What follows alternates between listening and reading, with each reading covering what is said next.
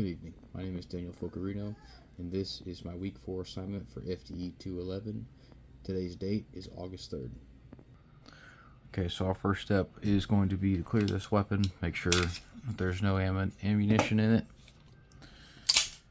and we will physically check, make sure that it's empty and clear.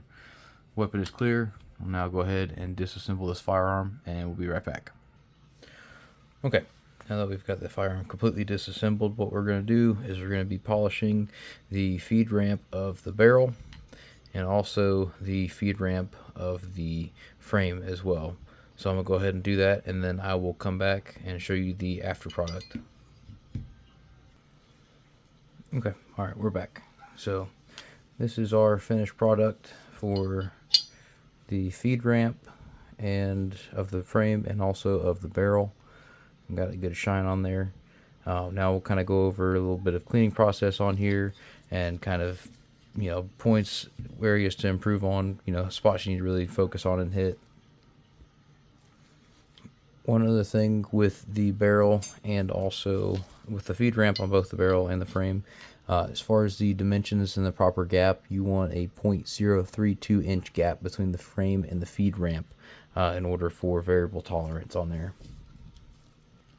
So as far as, cleaning the portions of the firearm, what I would use is I got shooter lube. Basically, this is a cleaning solvent. I would kind of spray over my components, degrease everything on there, and then kind of wipe everything down with either a microfiber cloth, like one of these you have with a cleaning kit, or any kind of, pads, Q-tips to kind of get into hard to reach areas.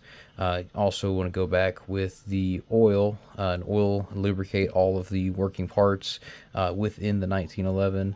Just want to make sure that everything, as far as metal to metal contact, there's not really any kind of hard metal to metal. You just have everything lubricated, and it kind of helps with overall performance and functionality of the firearm. One other thing that I would use is a little bristle brush you can get there.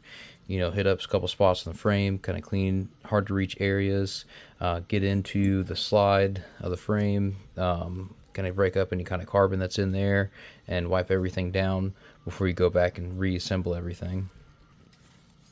The frame is going to be one of those big areas that you want to kind of keep an eye on.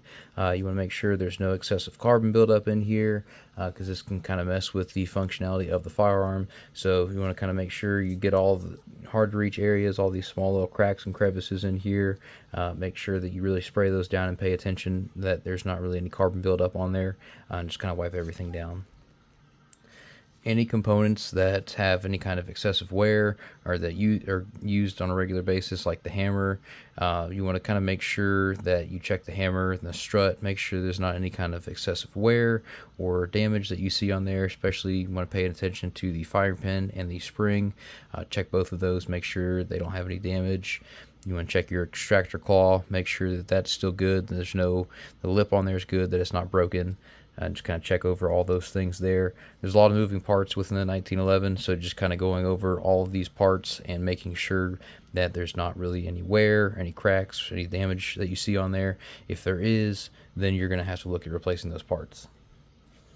And then overall, as far as storage of the firearm, you kind of want to make sure that if it's going to be long-term storage, that you lubricate all the parts. You can actually put a little more lubrication on there, just to kind of keep all that stuff. Also, you can lubricate the barrel, but when you go to actually fire this weapon, you're going to want to clean all that oil and stuff out of the barrel before actually firing it. And just kind of make sure that you go over everything, because if you do start firing it, and you have a lot of oil on there, it's going to build up that carbon a lot quicker on there, and it's going to stick to that grease and that oil.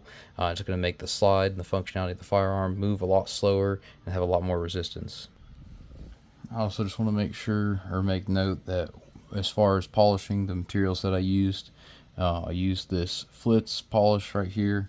And also I used one of these Dremels that we had provided for us in another class. So parts 3 and 4, just kind of educating the customer on ways to spot, ammunition that it could either be an issue or cause malfunctions. Biggest thing would be to check the head stamp on there and make sure that it is in fact the right caliber for the firearm, making sure that it actually is intended for that firearm.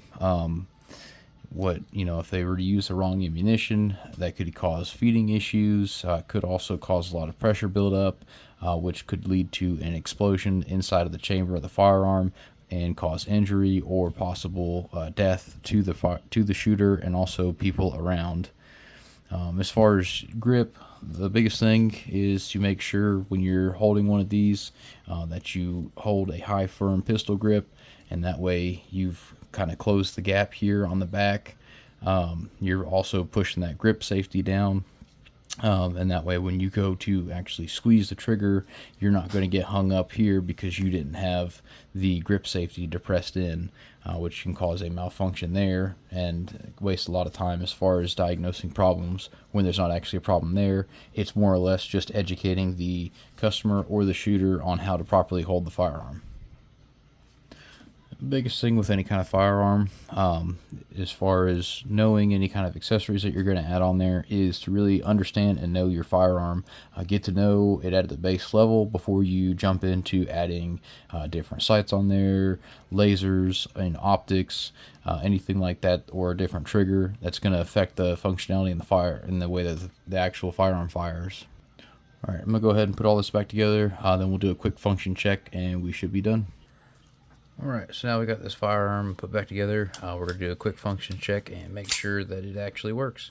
So, first thing, go ahead and safety. Doesn't do anything. Grip safety's engaged, nothing there. Pull it. And this is for the trigger reset. That's it. And that concludes my video for week 4. Thanks for watching.